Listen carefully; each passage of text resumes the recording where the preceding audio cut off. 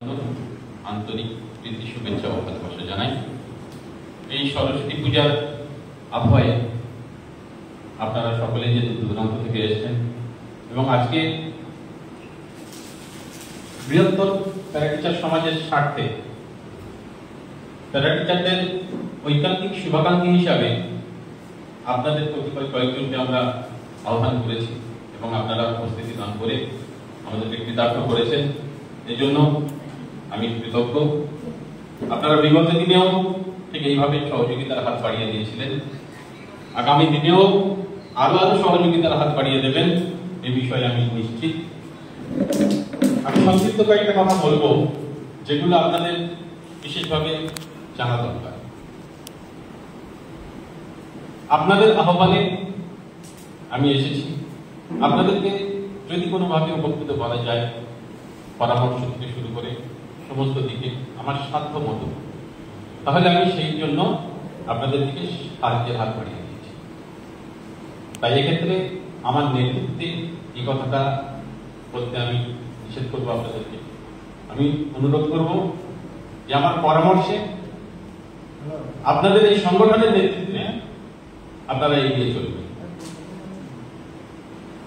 সংগঠনের আত্মপ্রকাশ হয়েছে মাত্র কয়েকদিন, আপনারা সকলেই জানেন। আত্মপ্রকাশের সময় থেকে আর আজও পর্যন্ত এই সংগঠনের শুভ প্রয়াসকে আটকানোর জন্য বিভিন্ন প্রচেষ্টা চলছে। প্যারাটিচার সমাজের মধ্যে একাধিক প্যারাটিচার যারা রয়েছে, যারা কেবল আত্মকেন্দ্রিক চিন্তা ভাবনা নিয়ে অন্যান্য বৃহত্তর প্যারাটিচার সমাজকে ব্যাকুটে ফেলে দিতে চান। যেভাবে আপনাদের শিক্ষা দপ্তরের মাধ্যমে নির্ধারিত একটা কমিটি বিগত দিনে আপনাদেরকে বছরের পর বছর ঝুলিয়ে রেখেছে, আবারও সেইভাবে আপনাদেরকে ভবিষ্যতে ঝুলিয়ে রাখার মতো পরিকল্পনা সম্ভবত করে তারা আরেকটা কমিটি তৈরি করেছে। এটা আমি করতে বাধ্য হলাম এই কারণে, যাদের প্রতি মানুষ বীতশ্রদ্ধ, যাদের প্রতি মানুষ হৃদয় নয়, তাদেরকে কমিটির মাথায় রাখার উদ্দেশ্য কি হতে পারে?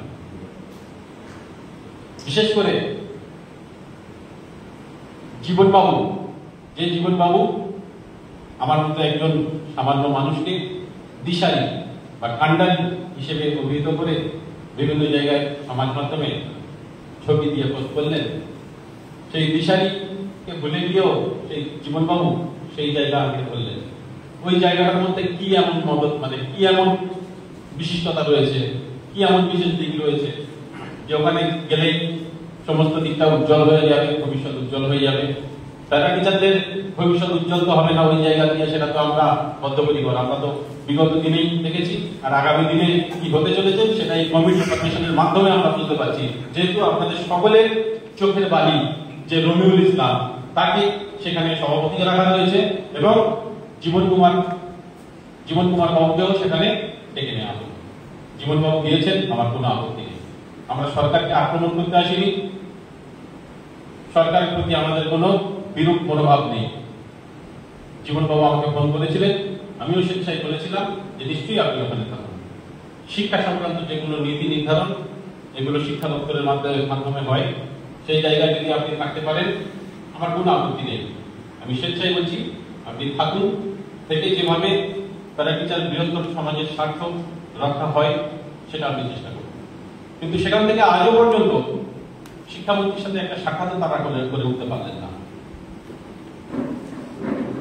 পরবর্তী আমি দেখতে পাচ্ছি যারা কান্ডারি ছিলেন, যিনি কান্ডারি ছিলেন, যারা সহযোদ্ধা ছিলেন, যারা শুভাকাঙ্ক্ষী ছিলেন, তাদের সম্বন্ধে গ্রুপ ওয়াইজ বিভক্ত হয়ে জেলায় জেলায় বিষোদ্গার করছে, অপপ্রচার করছেন, উৎসাহ হচ্ছেন।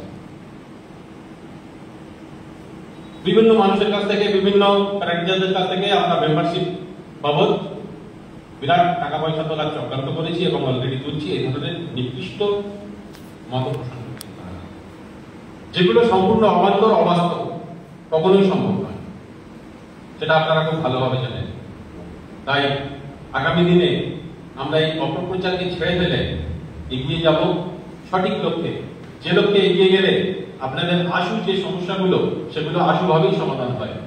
যেমন অবিলম্বে জিও প্রকাশের দাবি এবং বেতন বৃদ্ধির দাবি, সাথে সাথে আরো আনুষঙ্গিক দাবি রয়েছে, সেগুলো নিয়ে আমরা স্মারকলিপি তৈরি করেছি এবং স্মারকলিপিতে বিগত 15 দিন আমরা মুভমেন্ট করবো বলেছিলাম, সেটা করতে পারিনি। তার কারণ আমরা চাই না যে কোনো সংস্থার জন্মলগ্ন থেকে বিশ্বাসের অমর্যাদা করে এরকম লোকজনেরা সেই সংস্থার কাগজে জলজল করে লিখে থাকুক তাদের নাম। তাই আমরা সংস্থার মধ্যে কিছু রদবদল আনতে চলেছি এবং সেই সংস্থার রদবদলের মাধ্যমেই আমরা আগামী 15 দিনে এই বিলম্বিত কাজটা আমরা সারার চেষ্টা করব এবং তারপরে 15 দিনে আমরা প্রত্যেক জেলাতে সফর করব। কারণ পার্শ্ব শিক্ষকদের যে দুর্দশা, যে করুণ অবস্থা, অসহনীয় যে পরিস্থিতি, আর অর্থনৈতিক দিক থেকে যে এতটাই পিছিয়ে পড়ে রয়েছে পার্শ্ব শিক্ষকরা, যারা সমাজের কারিগর, সমাজ গড়ার কারিগর, তাদের মাস মাইনা মজুরি জন্মজুরের থেকেও কম পারিশ্রমিকে তারা সার্ভিস দিয়ে যাচ্ছে। এটা খুবই দুঃখজনক। তাই আমরা তাদের আনুষঙ্গিক আরো কি সহযোগিতা করে কিভাবে পাশে থাকতে পারি, বিভিন্ন সমাজসেবী সংগঠনকে সাথে নিয়ে প্রয়োজনে আমরা কিভাবে তাদের সমস্ত সমস্যা দুর্দশা আমরা সুরাহা করতে পারি, তার জন্য আমরা প্রত্যেক জেলাতে আমরা মুভমেন্ট করব। ওই 15 দিন আমরা বিভিন্ন জেলাতে সফর করব পার্শ্ব শিক্ষকদের আনুষঙ্গিক আরো দুর্দশা খতিয়ে দেখার জন্য এবং পাশে থাকার জন্য কি করা যায় সেটা ভেবে দেখার জন্য। আর সাথে সাথে সরকারের কাছে অনুরোধ, অনুনয় বিনয় আমাদের চলবে, যাতে আশুভাবে